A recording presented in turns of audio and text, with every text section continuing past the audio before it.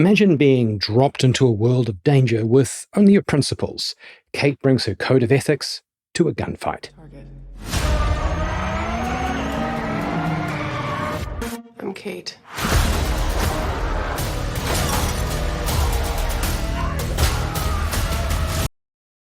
Kate, the action heroine Hollywood forgot we needed.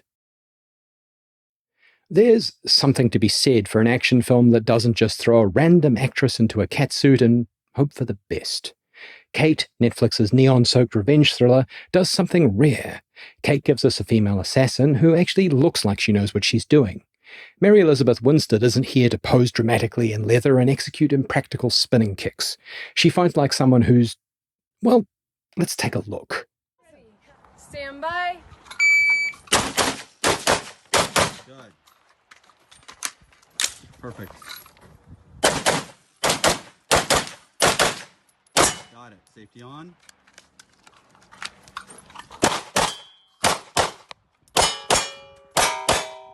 Good. Oh, headshots. All right. Finally. Oh, you know what else that reminds me of?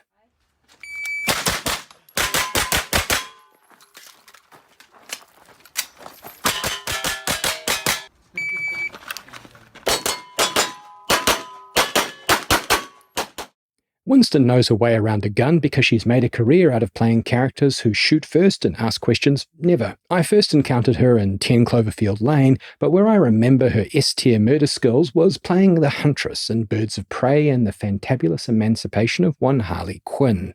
Winston plays the titular Kate, a hardened killer who finds herself in a spot of bother. Some wanker's given her a lethal dose of radiation, and unlike in the MCU, this does not give her superpowers. It gives her rapidly liquefying internal organs. With mere hours left to live, she embarks on an outstanding rampage through Tokyo to uncover the bastard responsible. It's like John Wick if Wick had a terminal diagnosis instead of a dead dog and had to take the yak to the mat while he bled out through his eyeballs. The result is a brutally entertaining action romp that somehow manages to have a bit of heart beneath all the gunfire and astronomically high funeral expenses. No side characters. One of the film's standout elements is its supporting cast. Woody Harrelson, always a reliable presence, plays Varric. He's Kate's handler and mentor, the sort of character who you instantly suspect has a few too many skeletons in his closet. Despite the bone collection, he's raised Kate from a tender age to be a murder hobo. Speaking of tender ages, we also get Miku Martineau as Annie. She's like Batman's Robin if Robin were addicted to MDMA and loved to party. Kate never asked for a sidekick, but because she's got those damn ethics, she begrudgingly takes Annie under her wing. This is probably not the win condition Annie was hoping for, because being under Kate's wing is also being in the eye of a bullet hurricane. Their dynamic is sharp, funny, and becomes unexpectedly touching. It's one of those pairings that could have easily been annoying, but instead gives the film a surprising emotional core. Kate has every reason to go full lone wolf assassin. She's poisoned, pissed off, and running out of time. The last thing she needs is a chatty teenager in tow. But she keeps Annie close, not because she needs a sidekick or an emotional support delinquent, but because she's recognizing something familiar, a kid desperate to belong, but just latching onto the wrong people. And despite being a one-woman demolition crew in a leather jacket with a higher body count than the entire Expendables series, Kate still gives a damn. She's the Yakuza's worst nightmare, a high-functioning psycho with principles. And those principles won't let her leave Annie to fend for herself, even if Kate's personal countdown is almost at 0. Brutal legend. Kate sets itself apart by featuring an action heroine who actually looks like she could win a fight. Hollywood has a nasty habit of casting action heroines who hit like a gentle breeze on a warm summer's day. Case in point, Anne Hathaway's Catwoman, who moved with all the menace of a souffle. Winstead, on the other hand, fights like she's got unpaid bills, and her enemies are money piñatas. It's like a sing-along, except violent. There are moves so savage I winced as if I were the one getting thrown through the table. There's no effortless, gravity-defying elegance here. The punches, kicks, and takedowns feel like they cost those money piñatas every last cent. Kate's sheer willpower holds her together as her body steadily gives up on her. And as Kate gets sicker, the fights get nastier.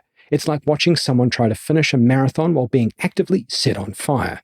It's grim, it's brutal, and it's absolutely brilliant. Winstead reminds me of Scarlett Johansson in Ghost in the Shell or Charlize Theron in Atomic Blonde. These actors spent months in the gym and the shooting range before they got in front of the camera, and it brings a believability to each encounter that can't be delivered by an actress who's never lifted something heavier than 10 kilograms. Who is Kate really? For all her skill with a gun, Kate's real defining trait isn't just her ability to kill. All right, fine. It's mostly her ability to kill, but the other part is that she refuses to be the mindless murder factory she was trained to be. And when I say trained, I mean indoctrinated from childhood by Varric, a man whose idea of parenting was probably a PowerPoint titled "Guns Have Feelings Too." Kate was molded to obey, shaped into the perfect assassin, and could have easily gone out exactly how she was made, as a ruthless, detached killer with the emotional range of a T-100. Instead, she radicalizes survival, choosing to reject what the world expects of her. As her time runs out, she doesn't just survive. She decides who she is, and even perhaps who she was meant to be. And that's why, despite the carnage, Kate isn't just a film about making murder vogue again. It's about friendship, duty, honor, identity, heroism, and sacrifice. It's about rejecting the roles forced on us and deciding once and for all who we want to be.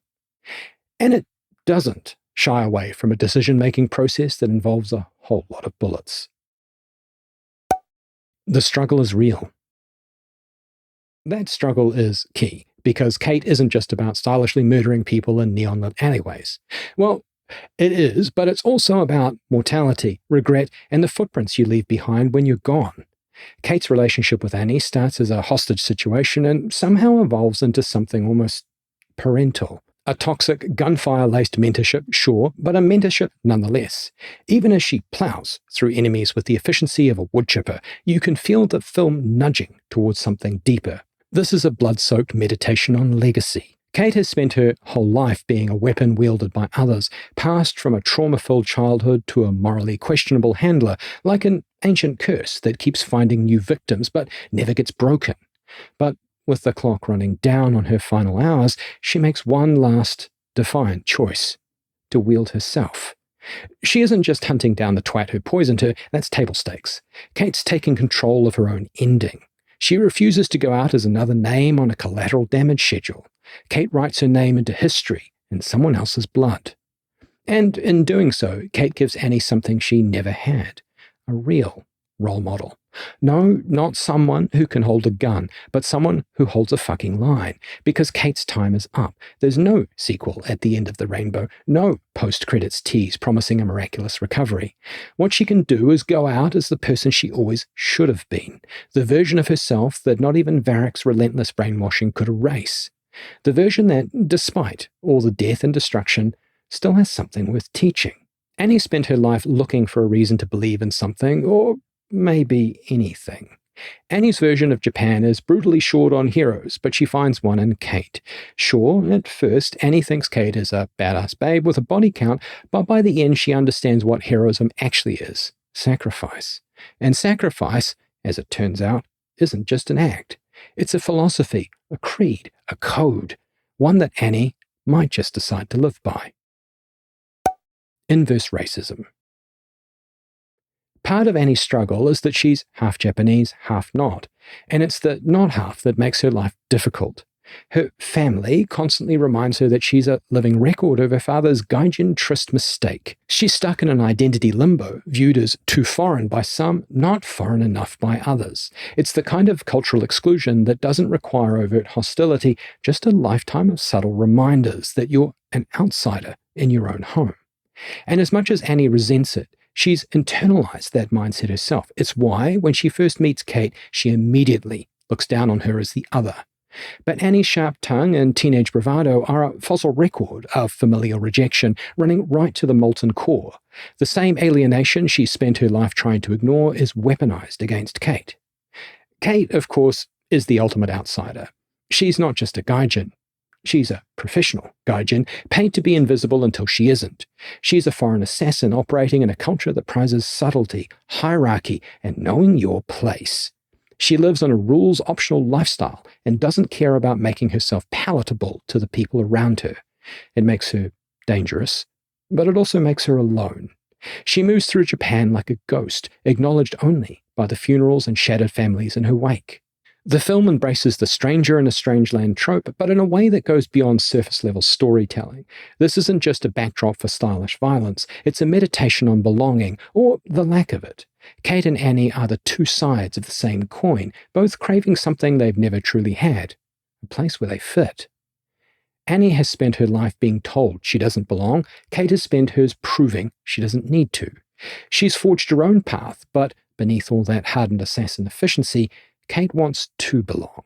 She wants a family, and in Annie, she sees an echo of what that might look like. Annie's a girl still looking for a reason to believe in something bigger than herself, and Kate's the one to give it to her. By the end of the film, Annie doesn't just admire Kate's skills. Annie wants what Kate represents, not just power, not just survival, but the kind of unwavering certainty that Kate carries with her even as she dies. Because Kate, for all her flaws and blood-soaked choices, is justice.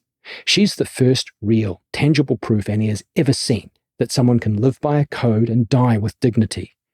And that's something worth holding on to. So what? So should you watch Kate? Absolutely.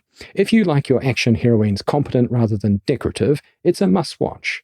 If you appreciate action sequences where you can reflexively curl over the on-screen injuries as if they're your own, you need to see it. And if you want to see Woody Harrelson being his best shifty self, then this is a film for you.